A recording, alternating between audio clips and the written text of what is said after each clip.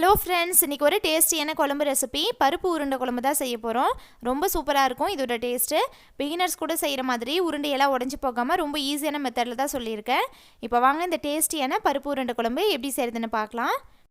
KeerthiSowmi's கிச்சனை first time பார்க்குறீங்கன்னா red colour subscribe பட்டனை கிளிக் பண்ணிவிட்டு பக்கத்தில் இருக்க பெல் ஐக்கானில் ஆல் கொடுத்துக்கோங்க. என்னோடய வீடியோஸ்லாம் பிடிச்சிருந்துச்சின்னா லைக் பண்ணுங்கள், கமெண்ட் பண்ணுங்கள், ஃப்ரெண்ட்ஸ் அண்ட் ஃபேமிலிக்கு ஷேர் பண்ணுங்கள். இப்போ வாங்க வீடியோக்குள்ளே போகலாம்.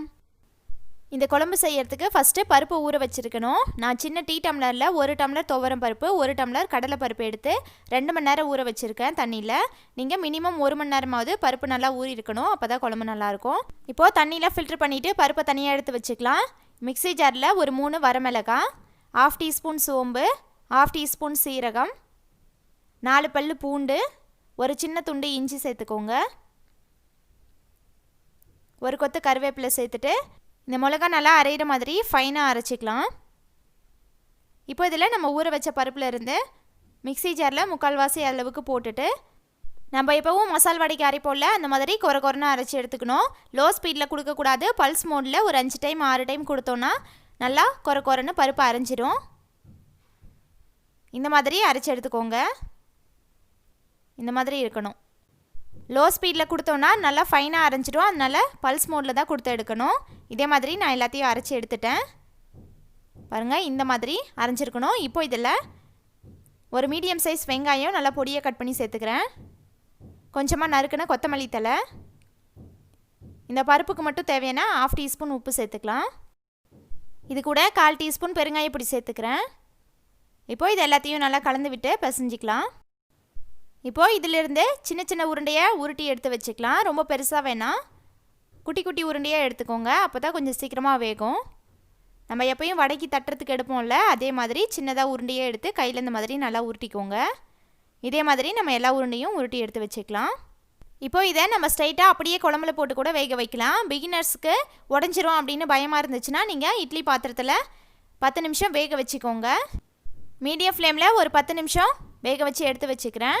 இப்போது குழம்பு தாளிச்சிக்கலாம். வானலில் ஒரு 4 டேபிள் ஸ்பூன் எண்ணெய் விட்டுக்கிறேன். 1/4 டீஸ்பூன் கடுகு, 1/4 டீஸ்பூன் சீரகம், ஒரு 10 வெந்தயம் சேர்த்துக்கிறேன். ஒரு கொத்து கருவேப்பிலை, 4 பூண்டு பல் தட்டி சேர்த்துக்கலாம். இது கூட 2 பெரிய சைஸ் வெங்காயம் நல்லா பொடியாக கட் பண்ணி சேர்த்துக்கிறேன். இதுக்கு பதிலாக நீங்கள் சின்ன வெங்காயம் கூட சேர்த்துக்கலாம். இப்போது வெங்காயம் ஒரு 2 நிமிஷம் நல்லா வதங்கட்டும். இதில் 1 டீஸ்பூன் மிளகாய் பொடி, 1/4 டீஸ்பூன் மஞ்சள் தூள், 2 டீஸ்பூன் கொத்தமல்லி தூள். நம்ம வீட்டில் குழம்புக்கு அரைச்சி வச்சுருப்போம்ல அந்த கொத்தமல்லி தூள். நீங்கள் குழம்பு மிளகாய் பொடி இருக்கும்ல அது கூட சேர்த்துக்கலாம். இப்போது இதை நல்லா எண்ணெயில் மிக்ஸ் பண்ணிவிட்டு 1 நிமிஷம் இதை கொஞ்சம் பச்சை ஸ்மெல் போகிற மாதிரி வதக்கிக்கலாம். ரொம்ப கருக விட்டுறக்கூடாது. ஒரு 30 செகண்ட் 1 மினிட் வதங்கினா போதும். இப்போ இதில் ஒரு பெரிய சைஸ் தக்காளி நல்லா பொடியாக கட் பண்ணி இதில் சேர்த்துக்கிறேன். இது கூட 1/2 டீஸ்பூன் உப்பு சேர்த்துக்கலாம். தக்காளி கொஞ்சம் சீக்கிரமாக வதங்கும். தக்காளி ஒரு 2 நிமிஷம் நல்லா வதங்கட்டும். இந்த மாதிரி நல்லா எண்ணெய் பிரிஞ்சு மசிஞ்சு வதங்கினதுக்கப்புறமா இதில் ஒரு லெமன் சைஸ் புளி தண்ணியில் கரைச்சி சேர்த்துக்கிறேன். இது கூட நீங்கள் தண்ணி வேணும்னா எக்ஸ்ட்ரா சேர்த்துக்கலாம். இந்த தண்ணியே கரெக்டாக இருக்கும். இப்போ இதை நல்லா கொதிக்கட்டும்.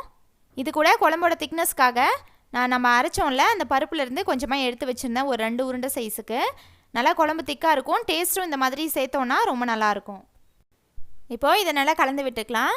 இது கூட நான் ஒரு 2 டம்ளர் அளவுக்கு தண்ணி சேர்த்துக்கிறேன். பருப்பு சேர்த்ததுக்கப்புறமா குழம்பு இன்னும் திக்காகும்ல, அதனால் எவ்வளோ தண்ணி தேவையோ அந்தளவுக்கு சேர்த்துக்கோங்க. இந்த புளி தண்ணி நல்லா ஒரு 5 நிமிஷம் கொதிச்சதுக்கப்புறமா நம்ம வேக வச்சு எடுத்து வச்சுருக்கோம்ல பருப்பு உருண்டை, அது எல்லாத்தையும் ஒவ்வொன்றா சேர்த்துக்கோங்க.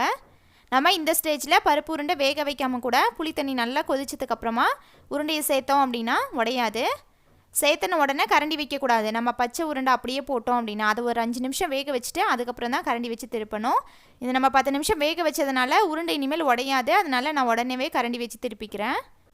இப்போது இந்த புளி தண்ணியோடு சேர்ந்து இந்த பருப்பு உருண்டை நல்லா கொதிக்கணும். அப்போ தான் அந்த டேஸ்ட் இந்த உருண்டைக்குள்ளெல்லாம் போகும். ஒரு 5 நிமிஷம் கொதிக்க வச்சுக்கலாம். நம்ம உருண்டையெல்லாம் இட்லி பாத்திரத்தில் வேக வைக்காமல் ஸ்ட்ரைட்டாக குழம்புலையே சேர்த்து வேக வச்சோம்னா அந்த குழம்பு இன்னுமே நல்லா டேஸ்ட்டாக இருக்கும். இது கூட தேங்காய் பால் சேர்த்துக்கலாம். ஒரு 1/4 மூடி தேங்காய், 4 டேபிள் ஸ்பூன் அளவுக்கு தேங்காவை நல்லா அரைச்சி பால் எடுத்து இதில் சேர்த்துக்கிறேன். கொஞ்சம் எக்ஸ்ட்ரா தண்ணி சேர்த்துக்கலாம். இப்போ இது ஒரு 2 நிமிஷம் கொதிக்கட்டும். புளி தண்ணி நல்லா ஒரு 5 நிமிஷம் கொதிச்சதுக்கு அப்புறமா உருண்டை சேர்த்தணும் அப்படின்னா கண்டிப்பாக உடஞ்சி போகாது. கரண்டி மட்டும் உடனே வைக்கக்கூடாது. ஒரு 5 நிமிஷம் அது வெந்ததுக்கு அப்புறமா திருப்பி விட்டோன்னா ஒரு உருண்டை கூட உடையாது. குழம்பும் நல்லா டேஸ்ட்டாக இருக்கும். கண்டிப்பாக ட்ரை பண்ணி பாருங்கள். இப்போ இதில் உப்பு சேர்த்துக்கலாம். 1 டீஸ்பூன் உப்பு சேர்த்து இதை நல்லா மிக்ஸ் பண்ணி விட்டுக்கிறேன். ஆல்ரெடி வடகரி ரெசிபி போட்டிருந்தோம்ல, சேம் அதே மாதிரி தான். அதில் வடையை எண்ணெயில் பொரிச்சு போடுவோம். இதில் நம்ம குழம்புல டைரெக்டாக போடலாம், இல்லைனா ஆவியில் வேக வச்சு கூட போடலாம். அந்த வீடியோவோட லிங்க் டிஸ்கிரிப்ஷனில் இருக்குது, பார்க்காதவங்க பாருங்கள். அதுவும் இன்னும் நல்லா டேஸ்ட்டாக இருக்கும். இந்த மாதிரி பருப்பு உருண்டெல்லாம் வெந்துருச்சுன்னா நல்லா குழம்புல மேலே வந்துடும், மிதக்கும். இது நல்லா வெந்துருச்சு. குழம்பு இப்போ சூப்பராக ரெடி ஆயிடுச்சு. லாஸ்ட்டாக இதில் கொஞ்சமாக கட் பண்ண கொத்தமல்லி தழை தூவி ஸ்டவ் ஆஃப் பண்ணிடலாம். அப்படியே லிட் க்ளோஸ் பண்ணி ஒரு 1/2 மணி நேரம் மூடி வச்சிடலாம். நல்லா எண்ணெய் பிரிஞ்சு குழம்பு இன்னும் நல்லா டேஸ்ட்டாக இருக்கும். செஞ்ச உடனே சாப்பிட்றத விட ஒரு 1/2 மணி நேரம் அந்த உருண்டெல்லாம் குழம்புல நல்லா ஊறினதுக்கு அப்புறமா நல்லா சூடான சாதத்து கூட அப்பளம் வச்சு சாப்பிட்டோன்னா ரொம்ப சூப்பராக இருக்கும். அவ்வளோதான் ஃப்ரெண்ட்ஸ், நம்மளோட டேஸ்டியான பருப்பு உருண்டை குழம்பு நல்லா சுட சுட ரெடி. இந்த ரெசிபி நீங்களும் கண்டிப்பாக ட்ரை பண்ணிவிட்டு ஃபீட்பேக் கமெண்ட்ஸில் சொல்லுங்கள். இந்த வீடியோ பிடிச்சிருந்துச்சுன்னா லைக் பண்ணுங்கள், ஷேர் பண்ணுங்கள். கீர்த்தி சௌமிஸ் கிச்சனை சப்ஸ்கிரைப் பண்ணுங்கள். தேங்க்ஸ் ஃபார் வாட்சிங்.